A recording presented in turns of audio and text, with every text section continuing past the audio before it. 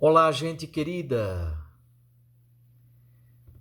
Que alegria, mais uma vez, depois da solenidade da Assunção de Nossa Senhora, estarmos aqui reunidos em torno da Santa Palavra de Deus. Nesses próximos 3 dias, no Evangelho de Mateus, capítulos 19 e 20, nós vamos meditar sobre uma parte que trata exatamente da relação com os bens materiais. O Evangelho de hoje é o encontro de um jovem rico com Jesus. Amanhã, Jesus fala do perigo das riquezas. E na quarta-feira, Jesus conta a parábola dos trabalhadores da vinha. A paga justa, aquilo que for justo, eu vos darei aquilo que for justo, diz Jesus. São então 3 textos que tratam das nossas relações com os bens materiais. Hoje então é 17 de agosto, segunda-feira, 20ª semana do tempo comum, e o texto que nos é proposto para a liturgia é de Mateus 19, de 16 a 22.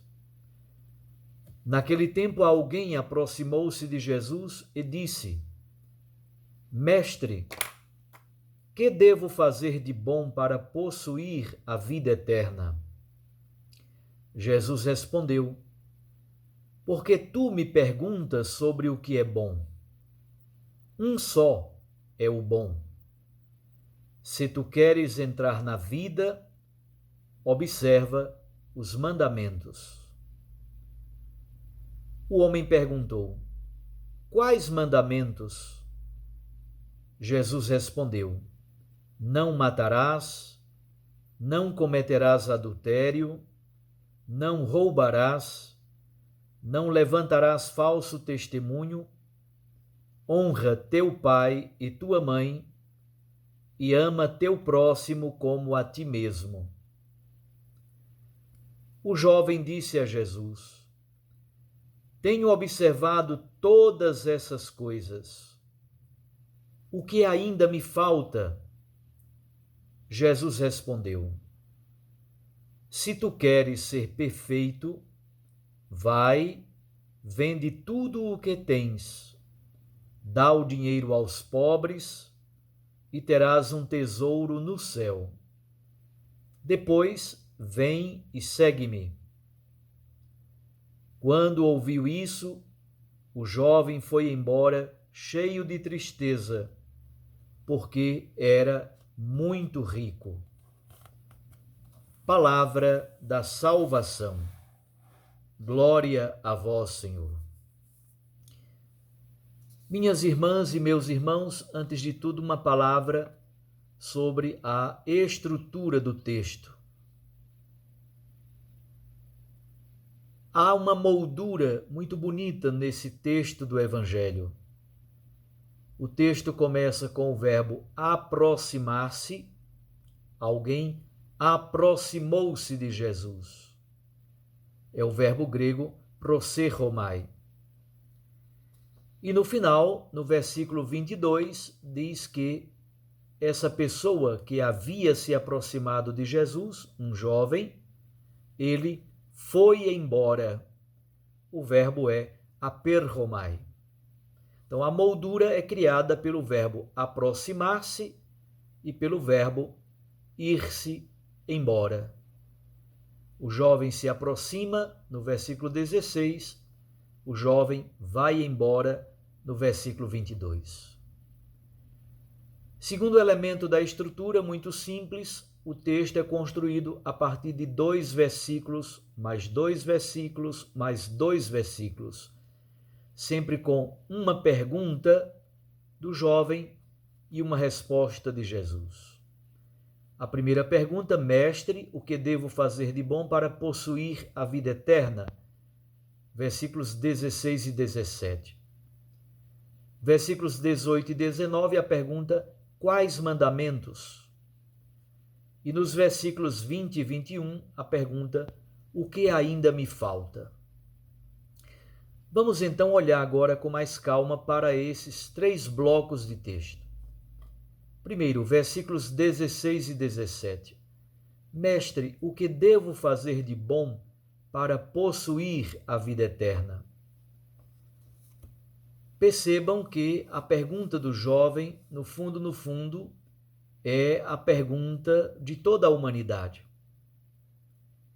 Vida eterna, obviamente, tem a ver com a vida definitiva, mas vida eterna também tem a ver com a vida já agora, mas uma vida cheia de sentido, uma vida que valha a pena ser vivida. É a pergunta fundamentalmente sobre a felicidade, é a pergunta sobre o sentido da vida. O texto começa chamando a pessoa simplesmente de alguém. Depois ele vai ser identificado como um jovem e no final ele é identificado como um rico. Então, alguém, jovem, rico. Há uma espécie de gradação, há uma espécie de escadinha, de crescendo na revelação da identidade dessa pessoa.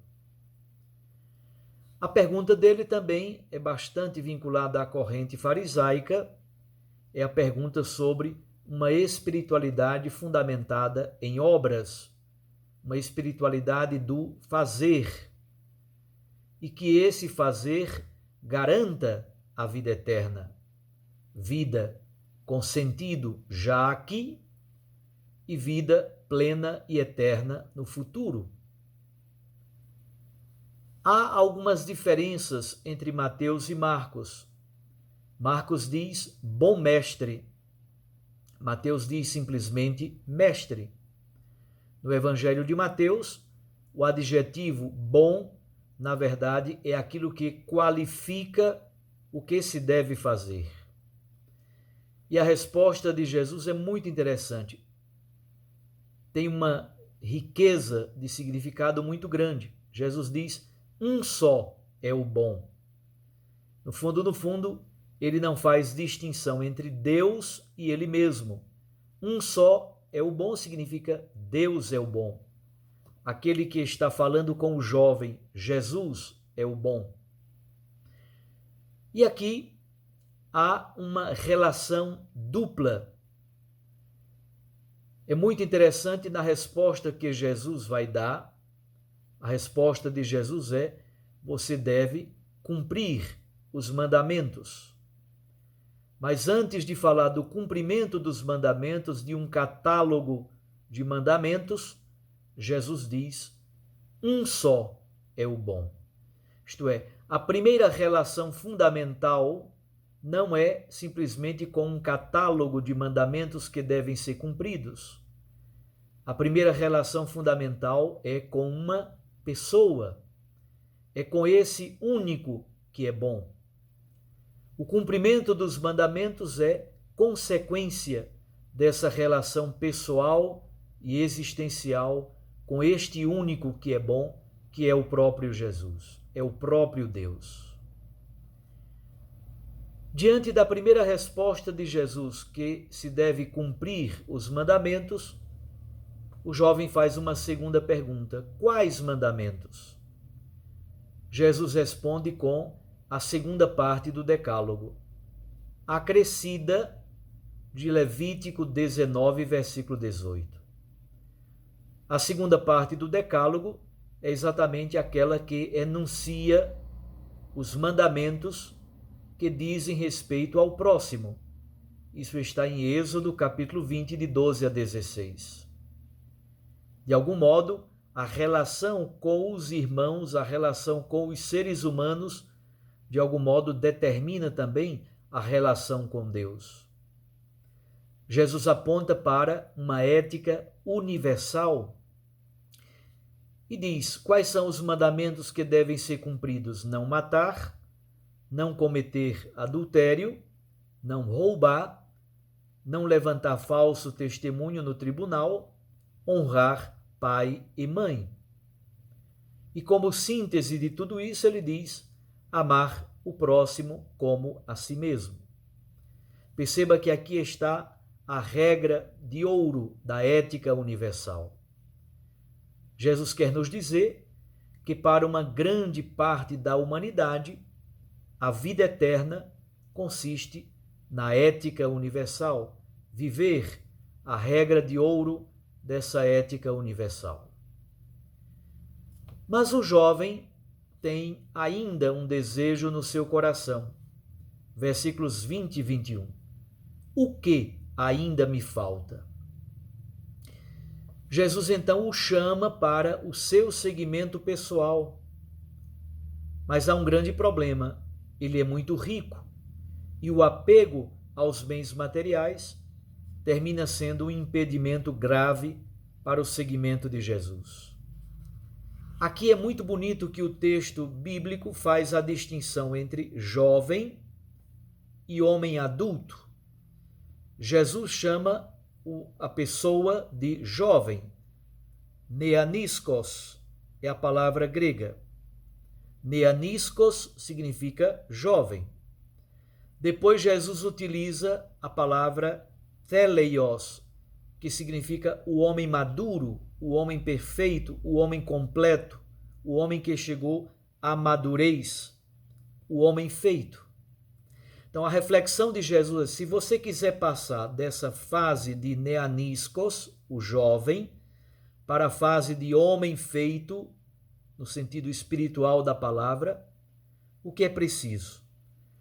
A perfeição, segundo Jesus, no seguimento a Ele, mais do que simplesmente o cumprimento dos mandamentos do Decálogo, é a sua liberdade plena para uma relação nova e existencial com Cristo e com o seu reino. Aqui está, portanto, esse contraste entre jovem e homem feito. Ser discípulo do Mestre é o pleno desenvolvimento do ser humano. Para muitos, para uma grande parte da humanidade, permanece-se apenas, que já é alguma coisa bonita e grandiosa, mas se permanece na ética universal, proposta para todos. Para alguns, Jesus propõe o seu seguimento, e o seu seguimento significa passar desta fase da tenra idade, da juventude, para a fase de homem feito, de homem perfeito. A conclusão, versículo 22, o jovem vai embora muito triste, porque é muito rico e não consegue se desvencilhar, se libertar destas amarras. Portanto, ter vida eterna tem a ver com viver a ética universal.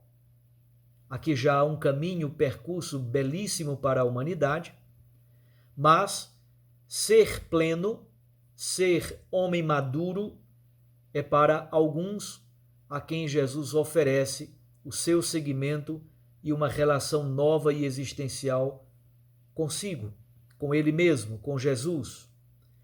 Assim, no texto de hoje, minhas irmãs, meus irmãos, eu gostaria então de propor 3 coisas para a nossa oração. Primeiro, perguntar-se o que acontece entre o aproximar-se de Jesus e o ir-se embora. Aquele jovem aproximou-se de Jesus. No final, versículo 22, ele foi embora. Por que ele não permaneceu? Por que ele não aderiu? Por que ele não aceitou o convite de Jesus para o seu seguimento? Segundo, a relação entre a vivência da ética universal para a grande maioria da humanidade e o seguimento pessoal e existencial de Jesus. Os discípulos de Jesus, os discípulos do Mestre, são chamados ao seguimento, a desvencilhar-se de tudo, a se libertarem de tudo por causa desta relação nova e existencial com o Senhor. Nas palavras de Jesus, terceira coisa, isso é o que determina você permanecer eternamente neaniskos, jovem, ou você se tornar teleios, você se tornar homem feito, maduro e pleno. Vamos rezar nessas 3 dimensões que o texto de hoje nos oferece. Um abraço a você, Deus os abençoe e os proteja. Até amanhã, se Deus assim nos permitir. Em nome do Pai, e do Filho, e do Espírito Santo. Amém.